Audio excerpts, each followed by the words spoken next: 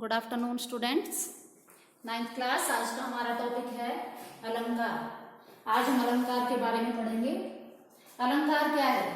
जिस प्रकार कोई महिला अपने आप को सजाने के लिए गहनों का प्रयोग करती है, उसी प्रकार काव्य रचना में सौंदर्य को बढ़ाने के लिए अलंकारों का प्रयोग किया जाता है। ठीक है, जो किसी वस्तु को अलंकृत करे वह क्या है? अलंकार। अलंकार का अर्थ क्या है? गहना, आभूषण। उसके बाद आपके अलंकार के भेद कितने हैं? 2। अलंकार के 2 भेद हैं, शब्दालंकार और अर्थालंकार। शब्दालंकार में हमारे पास है अनुप्रास, यमक और श्लेष, और अर्थालंकार में है उपमा, रूपक, उत्प्रेक्षा, मानवीकरण और अतिशयोक्ति। ये 9th क्लास जो आपके सिलेबस में है वही अलंकार मैं आपको करवा रही हूँ।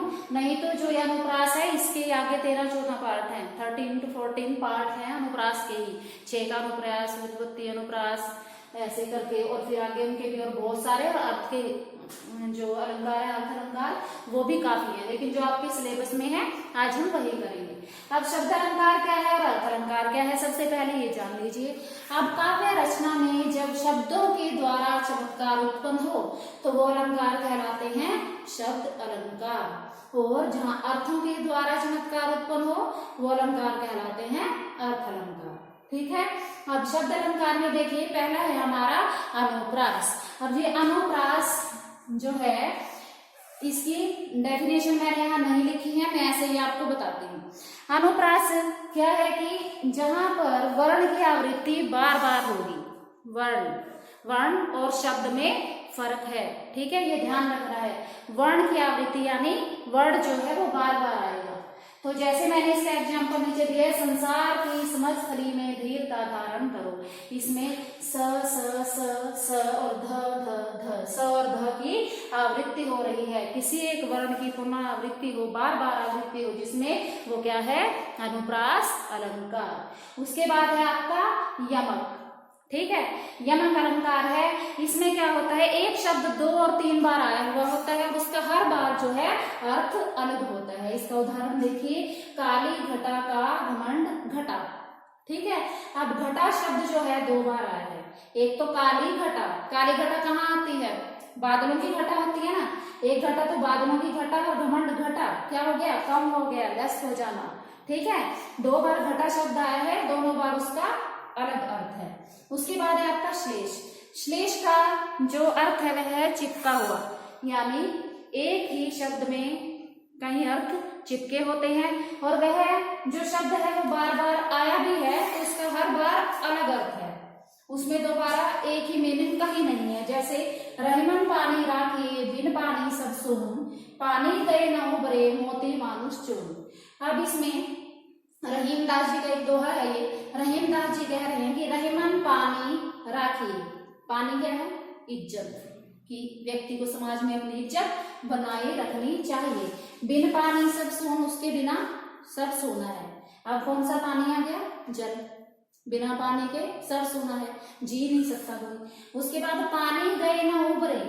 अब वो पानी इज्जत वाला, वो अगर चला गया तो उभर नहीं सकता। और मोती मानुष चून, और जो अब इस पानी से पीने वाले से जल जो है उससे है कि उसके उसमें जो मोती मानुष चून, और मोती मानुष यानी वही मनुष्य है, मोती उस जल में से चुन सकता है जिसकी समाज में इज्जत है।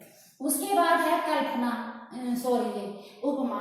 उपमा में क्या है? तुलना की गई है, यानी कंपेयर किया गया है। उपमेय को उपमान से तुलना की गई है, विशेषण और विशेष्य की। इसकी जो पहचान है वो होती है बेटा सा, से, सी, जैसे, इस तरीके से। तो जैसे इसका है कल्पना सी अतिशय कोमल। ठीक है, यानी कल्पना के जैसी, बहुत ही कोमल। किसके जैसी? कल्पना के जैसी। इसके और भी उदाहरण हो सकते हैं, जैसे मुख चंद्र सा उजाला, है ना, मुखड़े पर चांद जैसा उजाला है, इस तरीके से। अब आगे है आपका रूपक। रूपक में क्या होता है कि उपमेय और उपमान में भेद तो होता है लेकिन पता ही नहीं चलता, वो उसी के रूप में ढल जाता है। तो जैसे यहाँ पर उदाहरण है चरण कमल, यह रूपक का उदाहरण है। तो चरण रूपी कमल, ठीक है, चरण कमल, चरण रूपी कमल। अब क्या हो गया इसका?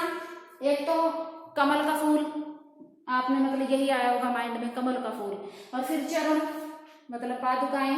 तो जिसके अब चरण कमल हम भगवान के लिए भी बोल देते हैं, कई जो गुरु वंदना होती है उसमें भी बोल देते हैं कि चरण कमल बंदो हरिराई, सूरदास जी का है ना आपके उसमें। तो चरण कमल बंदो हरिराई, यानी सूरदास जी कहते हैं कि मैं आपके कमल रूपी चरणों में सदैव झुका रहूं। उसके बाद है आपका उत्प्रेक्षा। उत्प्रेक्षा में क्या है कि उत्प्रेक्षा में संभावना या कल्पना की जाती है। उत्प्रेक्षा अलंकार में जहां पर संभावना हो और कल्पना हो। जैसे सिर फट गया उसका वही मानो अरुण रंग का हो घड़ा। अब यहाँ पर क्या कहा है कवि ने, यहाँ शब्द आ गया आपका मानो, ठीक है, ये मानो शब्द आ गया यानी मान लो, ठीक है। जहां पर हम मानो, जानो, ज्यो इस तरीके का के शब्द आ जाते हैं वहां पर क्या होगा, उत्प्रेक्षा अलंकार, कि उसका वही सिर फट गया, ऐसा लगा कि मानो अरुण क्या होता है, लाल लाल रंग का घड़ा हो, यानी जिस व्यक्ति को गिर के सर फट गया वह लाल रंग के घड़े जैसा लग रहा था। बट ऐसा पॉसिबल नहीं है, लेकिन संभावना या कल्पना की गई है।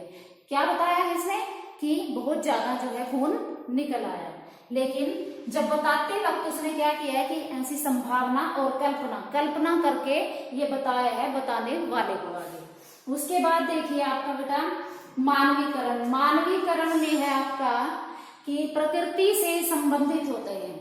यहाँ पर जितने भी प्रकृति से संबंधित जो भी ब्यूटी है वो सारी मानवीकरण अलंकार के अंतर्गत आती है। आपके इसमें एक लेसन है ना, आपके क्षितिज में कविता है, मेघ आए बड़े बंधन के समर के, वो सारी जो कविता है वो क्या है, मानवीकरण है, ठीक है।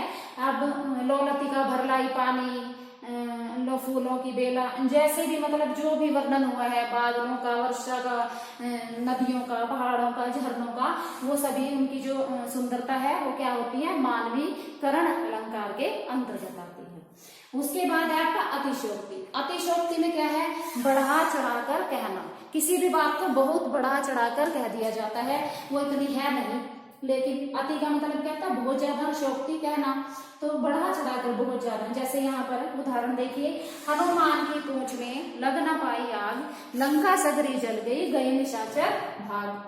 अब हनुमान की पूंछ में आग लग भी ना पाई थी कि सारी लंका जल गई और राक्षस भाग गए, ऐसा पॉसिबल नहीं है। पहले हनुमान की पूंछ में आग लगी थी, उसके बाद उन्होंने लंका को जलाया था और लंका की लपटों को देखकर राक्षस भागे थे, है ना, फैक्ट तो ये है।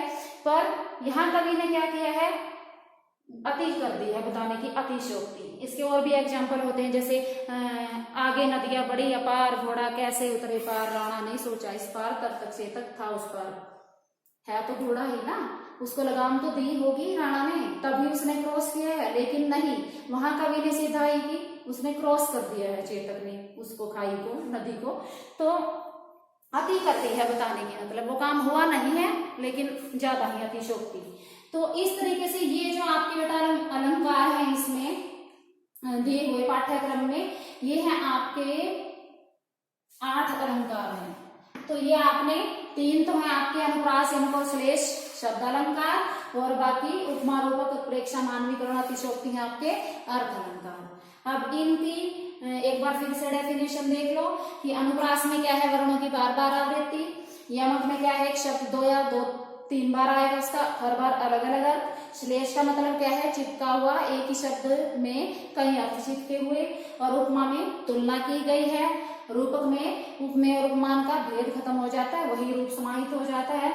उत्प्रेक्षा में संभावना या कल्पना, और मानवीकरण में प्रकृति से संबंधित जो भी सुंदरता है, और अतिशयोक्ति में अति बढ़ा चढ़ाकर कहना, ठीक है। अब ये जो उदाहरण मैंने दिए थे ये आपकी बुक में भी है, इसकी और आगे प्रैक्टिस करवाई जाएगी। धन्यवाद।